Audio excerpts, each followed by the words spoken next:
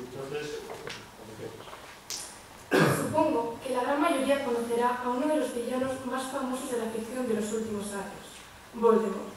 Este es el gran enemigo del personaje más famoso jamás creado por la escritora británica J.K. Rowling, Harry Potter.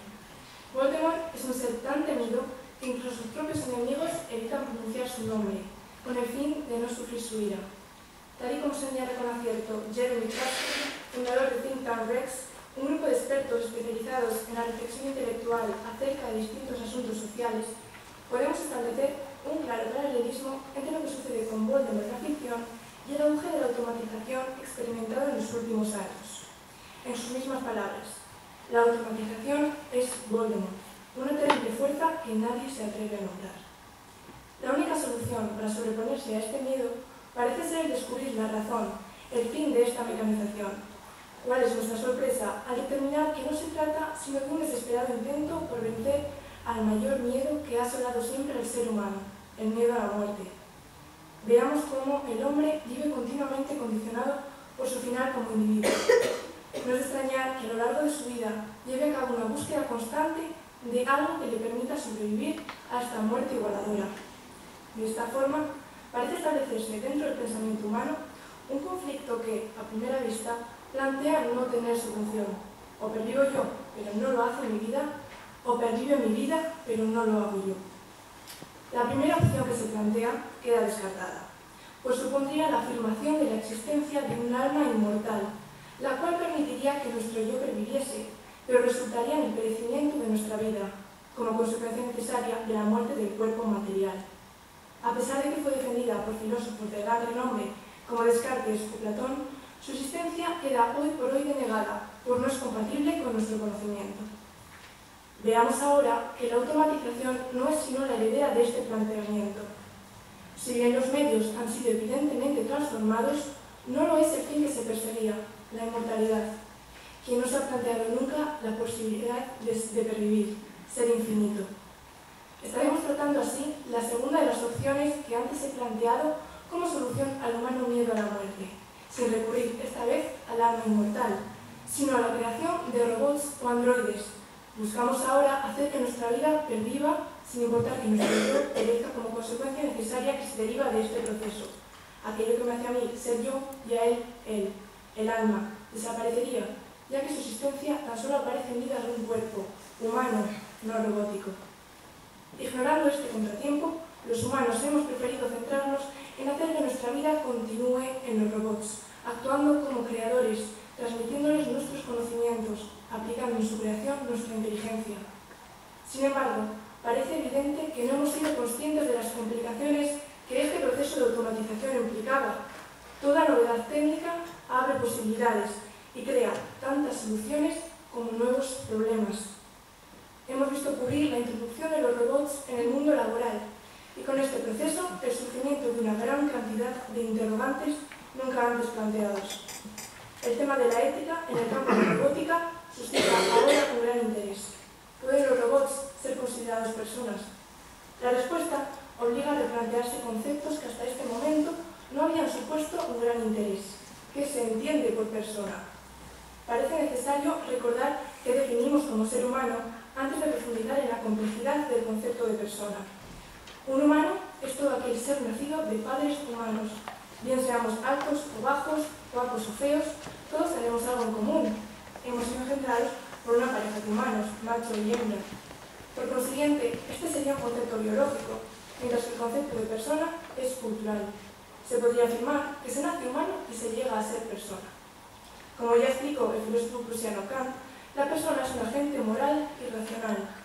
Distinguiéndose así del resto de seres vivos, el ser humano es capaz de adquirir las capacidades que caracterizan a una persona, que fundamentalmente son la racionalidad, la consciencia, la capacidad de pensar y de conocer la verdad. Al entender ahora que todo individuo que cumpliera estas condiciones puede ser considerado persona, veo necesario plantearse otra cuestión. ¿Serían los robots capaces de desarrollar racionalidad, pensamiento lógico?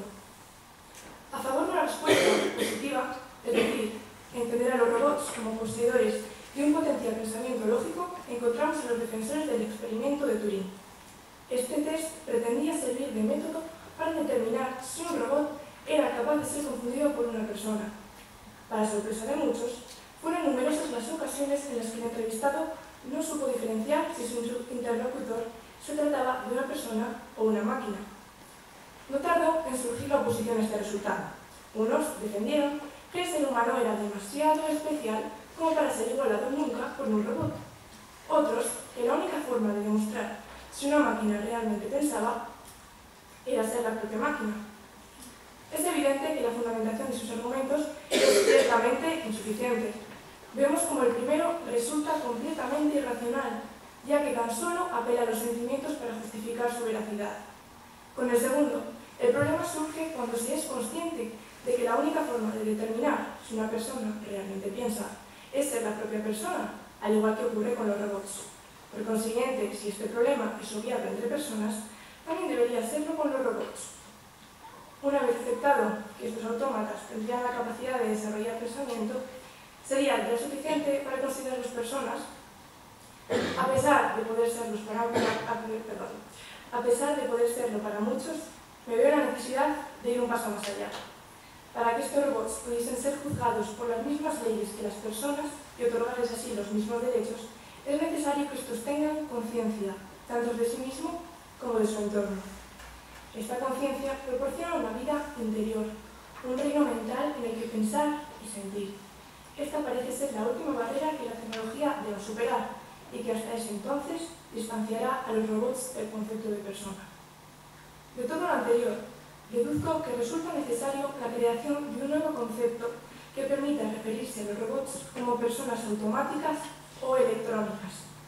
Al igual que Harry Potter se prepara y lucha contra Voldemort, consiguiendo mantenerlo controlado, nosotros debemos sobreponernos al miedo que la automatización nos produce, aceptar las consecuencias de nuestro anhelo de eternidad y utilizar la tecnología en nuestro beneficio.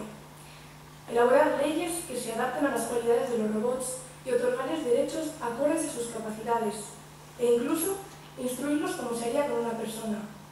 Pues quién sabe si algún día los humanos perezcamos y los robots que hemos creado sobrevivan, buscando alcanzar una plena conciencia que les permita ser personas.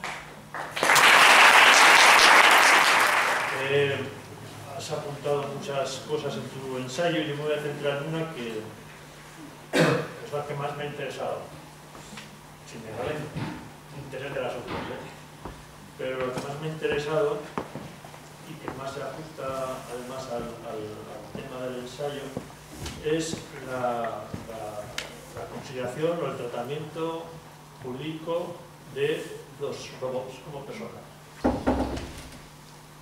Es verdad que primero has empezado distinguiendo entre hombre y persona. Es verdad que el hombre tiene que ver, como tú decías, es un concepto más biológico o zoológico, en el sentido de que la especie humana es una especie más, entre otras especies, en esa lucha por la existencia, y que la persona, en cambio, está relacionada más con, tú has dicho, con llegar a ser, está más relacionada con la civilización, con las normas, y en base a esto has mencionado a Kant para ponerlo ahí como un referencial para abordar el problema filosófico que esto entraña, y respecto a Kant has mencionado que para él la persona se caracterizaba por una conciencia moral y una racionalidad, un agente moral y racional, para ser más exactos. Sin embargo, bajo el punto de vista, y esta es la cuestión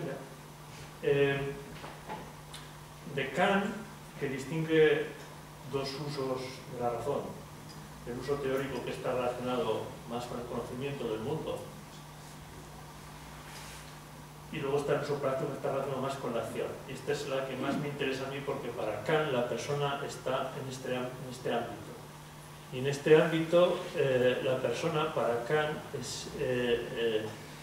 consiste en aquellos sujetos que tienen voluntad y que rigen esta voluntad racionalmente. Es decir, que su voluntad quiere lo que le dicta la razón, bien creativo que categórico. Es por esto por las que las personas son libres y, por tanto, por lo que son personas, por lo que tienen una dignidad. Entonces, el concepto, teniendo esto en cuenta, el concepto que tú planteas de personas automáticas o electrónicas, como un concepto nuevo que habría que introducir para clasificar estas nuevas realidades tecnológicas, me chirría. Me chirría en el sentido de que decir persona automática es como que no lo veo. Lo que me ha inspirado básicamente a denominar a este tipo de robots como personas electrónicas es que es evidente que estamos viviendo una automatización masiva y que es verdad que le tenemos cierto miedo y que es necesario que estos robots, que en un futuro es muy probable que convivan con nosotros, tengan una serie de derechos para que tampoco puedan ser explotados. Entonces, teniendo en cuenta que es algo que se está valorando en el Parlamento Europeo, el concepto de persona electrónica, es por ello que me he decantado por introducirlo en el ensayo, puesto que a pesar de que no tengan conciencia, como bien he llegado a explicar, es necesario que tengan otra serie de derechos acordes con las capacidades que tiene un robot, bien que no tenga sentimientos o conciencia de sí mismo o de su entorno. Personalmente creo que es necesario ponerle ciertos derechos relacionados también con las personas que han creado el propio robot para evitar que haya una explotación de los robots o un mal uso que pueda derivar en algo peor.